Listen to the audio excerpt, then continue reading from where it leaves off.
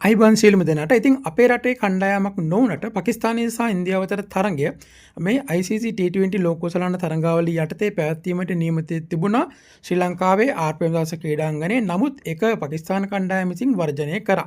ඉතින් ඒක දේශපාලනික හේතුවක්. ඉතින් නමුත් මේ වෙන විට අපේ නායකයා ඒකේ ඩිහිමතන් අනුර කුමාර දිසානායක මහතා විසින් මේ පාකිස්තානයත් එක්ක කතා කරලා මේක විසඳුමක් ලබාගෙන තියෙනවා. ඉතින් මෙන්න මේ හේතුව නිසා පාකිස්තානය සහ ඉන්දියාව අතර පැවැත්වීමට නියමිතව තියෙන තරගය මේ 2026 පෙබරවාරි මාස 15 වෙනිදා ඒ නියමිත විදිහටම නියමිත අනුව ICC යටතේ නිරූපණය වෙන මේ තරගය.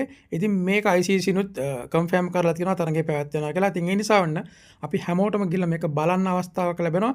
ඉතින් ඒක සතුටුදායකයි. අපේ රටේ කණ්ඩායම් දෙකක් නොවුනට අපේ රටේ ආර්ථිකයට වගේම තමයි ඒක විශාල ශක්තියක් වෙනවා අපේ ශ්‍රී ලංකාවට මේ තරගය පැවැත්වීම. මොකද විදේශිකයන් විශාල ප්‍රමාණයක් සහ ටිකට් පැත්තෙන් බැලුවත් ඒක ගොඩක් අපිට ලොකු ආදායමක් ලැබෙන තරගයක් බවට පත් වෙනවා ලංකාව නියෝජනය නොකරුවත්. ඉතින් ඒ නිසා මේක බලන අයට අසුභාරංචියක් තමයි. මොකද හේතුව ටිකට් එකක් ගන්න වෙන්නේ නැහැ ලේසියෙන්. ඒ නිසා පුළුවන් විදිහට ටිකට් එකක් හොයාගෙන මැච් එක බලන්න ආරාධනා කරනවා. හැමෝටම ජය වේවා. channel එකත් subscribe